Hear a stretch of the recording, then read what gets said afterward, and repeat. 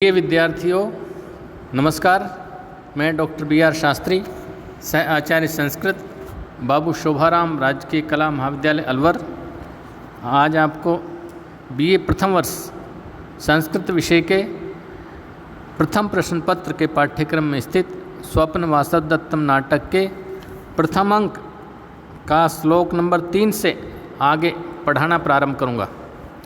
हमने श्लोक नंबर 3 तक पढ़ लिया था कि योगेंद्रन और वासवदत्ता वन में चले जाते हैं और जहाँ पद्मावती भी वहाँ आई हुई है, पद्मावती के अनुचर हटो हटो की आवाज़ करते हैं, जिसे सुनकर के योगेंद्रन कहता है कौन है जो यहाँ वन में भी जो साधु सन्यासी हैं, जो यहाँ वन में रहते हैं, धैर्यपूर्वक रहते हैं और वन के फल मूल कंद खाकर प्रसन्न रहते हैं, मान के योग्य हैं, वलकर वस्त्र पहनते हैं, तो ऐसा कौन है जो उनको परेशान कर रहा है और उनमें भय पैदा करा रहा है, ऐसा आवाज़ करता है वो। ये श्लोक बोलता है तीसरा योगेंद्रन। उसके बाद वासवदत्ता क्योंकि साथ ही थी, वासवदत्ता कहती, तो यहाँ से पढ़ना है वासवदत्ता। आर्य का ऐसे उत्सार्यसी है, आर्य कौन है जो उत्सार्यति हटा रहा है। वासवदत्ता ने जब सुना है ना हटो हटो, क्योंकि महारानी थी, किसी ने पहली बार कहा हटो हटो तो इनको बहुत दुख हुआ इस बात का। तो यार ये कौन है जो हटो हटो कर रहा है। योगेंद्रन भवती मान्या यो धर्मात् आत्मानं उत्सार्यति, जो अपने आप को धर्म से हटा रहा है। योगेंद्र कहता है मान्या जो अपने आप को धर्म से हटा रहा था, अनीति जो कर रहा है वही कह रहा है। वासवदत्ता आर्य न ही एवं वक्तु कामा, है आर्य मैं ऐसा नहीं कहना चाहती, अहम अपि नाम उत्सारितव्य, क्या मुझे भी हटाएंगे, क्या मुझसे भी ये कहेंगे हटो हटो। योगेंद्रन भवती मान्या एवं अनिर्ज्ञातानि देवतानि अवधूयन्ते, है मान्या इनको ये पता नहीं है कि आप भी महारानी हैं, तो हो सकता है क्योंकि आप साधारण स्त्री का वेश पहना हुआ है,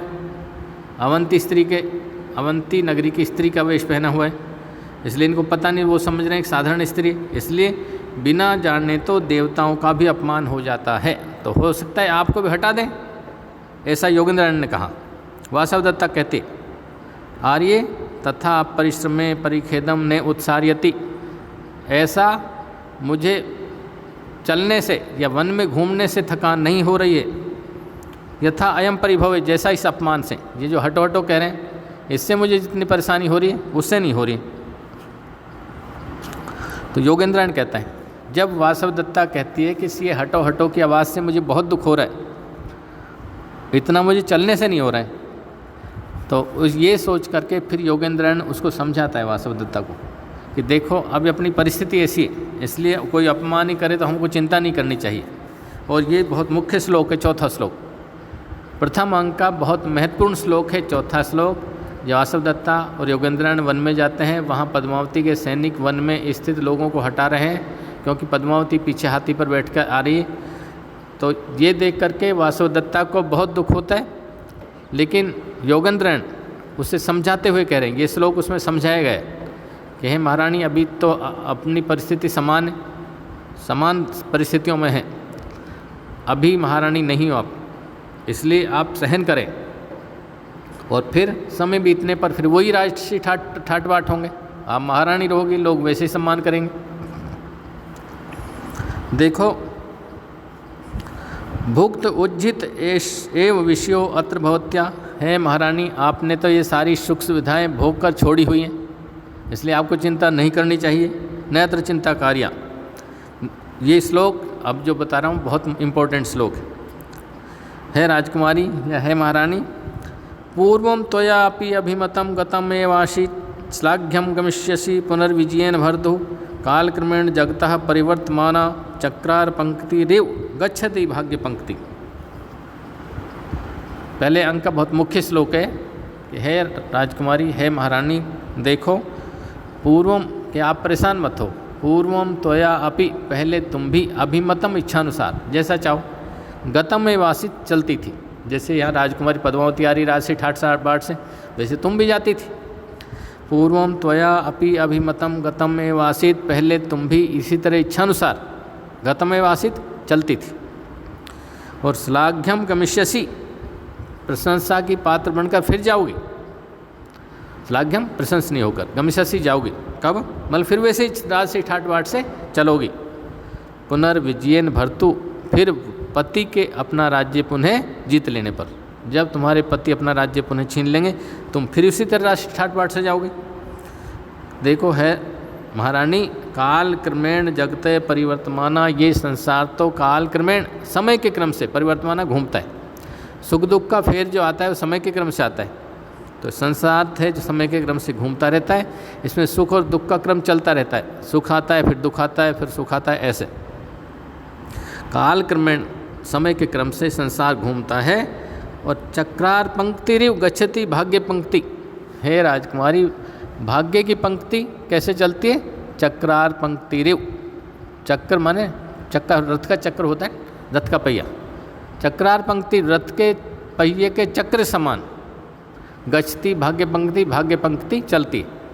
मनुष्य की भाग्य की रेखा ऐसे चलती है जैसे रथ के पहिए के आरे ऊपर नीचे क्रम से चलते रहते हैं। चक्र आर्य, चक्रार रथ के पहिए के आरे, तो रथ के पहिए के आरे चक्रार पंक्तिरिव, रथ के पहिए का आरों के समान गच्छति माने चलती है भाग्य की रेखा। मनुष्य के भाग्य में भी सुख और दुख का क्रम ऐसे आता रहता है जैसे रथ के पहिए के आरे नीचे और ऊपर क्रम से चलते रहते हैं, घूमते रहते हैं। ऐसे हमारे जीवन में भी निरंतर सुख, सुख के बाद दुख, दुख के बाद सुख, ये क्रम निरंतर चलता रहता है। इसलिए आप निश्चिंत रहें। पहले भी आप सुख भोगती थी, अब थोड़ी परेशानी है, उसके बाद फिर दुख सुख भोगोगी, ये परेशानी निकल जाएगी। इसलिए आपको घबराना नहीं चाहिए। ये श्लोक बहुत इम्पोर्टेंट श्लोक है, ध्यान दें, मुख्य श्लोक है। जो इसमें छंद है वसंत तिलका, गया वसंत तिलका तब जा जगौघ। और अलंकार इसमें है अर्थांतरन्यास अलंकार, जिसका उदाहरण वो होता है लक्षण सामान्यम वा विशेषो वा तदन्येन समर्थ्यते यत्र सो अर्थांतरन्यासे साधर्मेण नेत्रेण वा, ये इसका लक्षण होता है। भटौ सैनिक, वही उत्सरत उत्सरत आर्य हटो हटो तय प्रविशति कंचुकी, जब वो हटा रहे थे उसी समय कंचुकी प्रवेश करता है। कंचुकी संभसक न खलु उत्सारणा कार्य, अरे है संभसक, ऐसे इनको हटाओ मत, हटाओ मत। साधु सन्यासियों क्यों हटा रहे हो? साधु सन्यासियों को मत हटाओ। तो कंचुकी परिहर्तु भवान नृपवादम न परुषम आश्रम वासेषु प्रयोज्यम नगर परिभवान विमुक्तुम वेते वनम अधिगम्य वनस्विनम वसंती। कंचुक कहता है अरे देखो इनको साधु सन्यासियों को मत हटाओ। परिहर्तु भवान, आप रुकें, न पपादम, राजा की निंदा से, अर्थात तुम ऐसा काम करोगे तो राजा की निंदा होगी। यदि साधु सन्यासियों को तुम परेशान करोगे तो राजा के लोग निंदा करेंगे। इसलिए आप परिहर्तु रुकें, आप न अपवादम, राजा के अपवाद से, जिससे कि राजा की बुराई होती हो। न परुषम आश्रमवासी सुप्रयोज्यम, नहीं कठोर आश्रमवासियों के प्रति प्रयोग करना चाहिए। आश्रमवासियों के प्रति ऐसी भाषा प्रयोग नहीं करनी चाहिए, उनका अपमान नहीं करना चाहिए। नगर परिभवान, नगर के अपमानों को छोड़कर, विमुक्तों माने छोड़कर, इतना ये लोग नगर की परेशानियों को छोड़ करते हैं वन में आए, और यहाँ भी आप इनको परेशान करो तो उचित नहीं है। वनम अधिगम्य मनुष्यनो वसंती, ये मनुष्य लोग वन में आकर के रहते हैं, ये नगर की परेशानी छोड़ के यहाँ आते हैं, और यहाँ भी आप लोग इनको परेशान कर रहे हो, ये बिल्कुल उचित नहीं है। इसलिए आप इनको परेशान मत करो।